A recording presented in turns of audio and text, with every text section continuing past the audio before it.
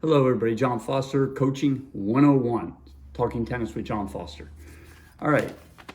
Already gave a little background on myself. USPTA high performance coach, WTA tour coach, top 50 player in the world, USPTA elite professional. And we're going to talk about Coaching 101, Talking Tennis with John Foster. These are some important things for parents, coaches, parent coaches, families that are looking to help their children become, whether it's a high school player, a college player, professional player, wherever you want to go, whatever you want to do. The coach you hire is very important. You have to know the background of the coach. What does he do? Does he make kids have fun playing tennis, or does he make them make the high school team, or does he help them make the college team? Coaches do different things. And years ago, I had a coach explain, well, John, what kind of coach do you want to be? Do you want to do parks and recreation? Do you want to do country clubs? Do you want to do private lessons? There's a lot of many different areas you can go into. So I want to cover some things that will help a lot of parents and probably help a lot of coaches with that I've watched and observed throughout the world. I've been around the world and watched a lot of coaching around me. And a lot of it good, and I've learned from Rick Macy. I've watched Rick Macy, Carlos Alvarado. I've watched John Everett and some of the best players ever to come out of Nick Bollettieri's tennis academy, who've coached Agassi and Sampras and all those guys. Andy Roddick, Stan, who worked with Andy Roddick, many people. I watched the development, worked Don Petrine, working with Mary Jo Fernandez. So many great coaches. I can get into that later. But anyway, I've been there, done that with many different great coaches. And I want to share some coaching tips and ideas that you need to know 101 about coaching. And 101 on coaching is one, like I just said, know who your coach is. Know what he does. Know who he develops. Know what he's capable of. Don't go with the coach and you want your kid to play college tennis and the tennis coach never coached anybody that ever played college tennis. Okay, I'm just saying, you don't need to reinvent the wheel. You just got to know who knows how the wheel's invented and run with that. So that's just part of my advice so far. All right, before you get advice, know your student's goal. A lot of times I watch and this goes as far as even working with somebody, before I work with anybody, how good do you want to be? Because maybe the stroke that they want to do you don't need it for that level that they want to go to. There's something else that would help them get to that level. Now that's a high level coach when you can look at somebody that's a 3.5 and say, well, you don't need that, you need this first. Or if you're at 4.5, hey, you don't need this, you need this. And let's say you're 5.0, 5.5, you're going to college, and your forehand isn't, up to par, but it's okay. Really, you need to work on your serve. There's also people at the 4.5, 5.0 level or whatever level you're at, and a coach will start working on something and they really don't have the time or the effort, or they're not going to put the effort in to the time allowed to help to make that work, whatever you're working on. Okay, forehand, backhand serve, returns, volleys, whatever it is. So you have to evaluate these things. Before I would start giving somebody advice, I want to know what their goal is. I want to know what level they are. And then I want to see it, okay? And that's part of the questions. Here's some questions that as a coach, you should ask somebody before you even start coaching them, okay? How many years have they been playing? You need to know how long they've been doing this stroke. Who taught it to you? That's important too. How did you learn it? Okay.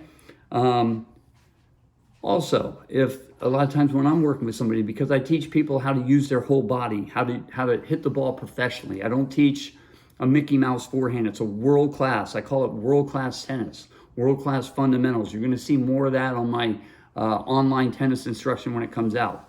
I think that's really what I'd like to name it. It's John Foster Tennis right now, but I'd like to do world class fundamentals. A lot of coaches cannot distinguish between a fundamental and a style. And I see that all the time, even on online instructions where somebody is giving you it's not a fundamental, it's a style.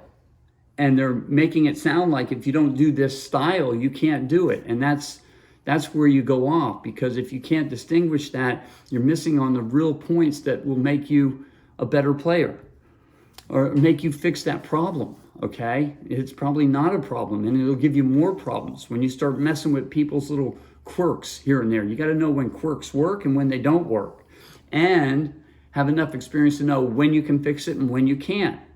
How much time they have to fix the problem, because if they don't have the time and they're not going to be able to exert the effort and the time, you're wasting your time also. So physical limitations. A lot of people don't know this. I mean, Andy Roddick had a lot of pain in his shoulder. I mean, it was a very high-powered serve. He's an extraordinarily strong guy. And he's been playing tennis his whole life, many hours every day. So his shoulder and arm are not like the average player out there, the 4.0 player. And now I'm using Andy Roddick, and he's way outdated by now. So I should use other players. But that was a very hard stroke on his shoulder and his arm, jerking it around. There was no flow to it, like a Roger Federer serve, which I would highly recommend over anybody else's serve. Something that flows, okay? Something to think about. Who the past coaches was I covered, how much time in the future they'll spend on it. Practice time's important, where they come from, if they're going to be able to practice that. All right.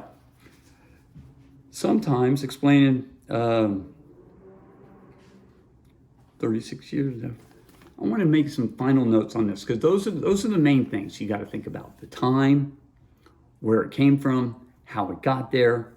Are they going to be able to work on it? Can their body handle it? That's one thing, because like with the ground strokes that I teach, a lot of times it's the whole body. If you got back problems or, I wouldn't recommend that. And a lot of times also when people, they're just hitting it with their arm all the time, just like when you change rackets sometimes, it can cause arm problems because the strings are different, the racket's different. Anybody who's ever experienced this, when you start switching rackets a lot, because the string broke or something, or you're waiting for your racket and you use somebody else's racket and this other racket, and then your arm starts hurting you because there's a different tweak to it, especially if you're hitting a lot of balls. So something to consider. All right. Don't try and reinvent the wheel. So like I said, if you're taking your student to another level, or you want your child to reach a certain level, don't go with somebody that hasn't invented the wheel yet. They're trying to figure the wheel out. And a lot of parents start coaching their kids and they have experience playing and they're a good level. That's something I want to get into also. And they think that they know best. I know, it's like their experiment. I see this all the time, and it aggravates me when, yeah, it's your kid, it's your experiment, but when you have a coach that really knows what they're doing and they have experience getting somebody to go to play college tennis, which is probably, I would say that's the goal, not to play pro tennis. I would say you got to try to do college tennis, even though they're pretty similar. The way I coach the kids, if they can play college tennis, they can play pro, but that's my own style, my own method of doing it. I don't teach college tennis. I teach pro tennis, teach them how to hit a pro ball with their body and body weight and hit the ball heavy. That's something else, how to carry the ball, how to feel the ball. We can get into that another day. But have somebody that's proven product on getting your child where they want to go. Don't, as a parent, don't try to recoach the wheel. Find a professional that's done it, stay with them, listen to their advice. That's what I see a lot of parents that override it. No, I know best. They get to another level and then they want to take care of it and they want to do it and they start getting involved and it doesn't. Most of the time, it's not going to work out well. One thing you got to realize, professionals even as a professional coming off the tour, they don't know how the wheel's invented. They've been trying to, work on it themselves. And a lot of times they get to that level by not doing everything right. So then as a coach, it's a different level of trying to figure it out and how to get somebody to do that. That takes, in my opinion, about 10 years before you become a really good coach. All right, I'm going to wrap this up. John Foster, I hope you enjoyed this. I'm going to do more of this, Talking Tennis with John Foster.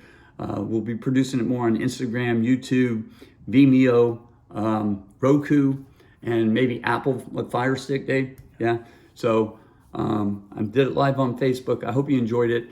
Look for me. Vote for me. I think the USDA is having a high performance or a top tennis coach. I don't know. I hope to be in the running there somewhere. I got some great ideas on many, many things as far as footwork, development, drills, the way people, the fundamentals and how to do it, forehands and backhands. Should see that soon on my new website, johnfostertennis.com. Check that out. It's not fully out there yet, but it will be soon. Thank you for your time. Have a great day, everybody. John Foster.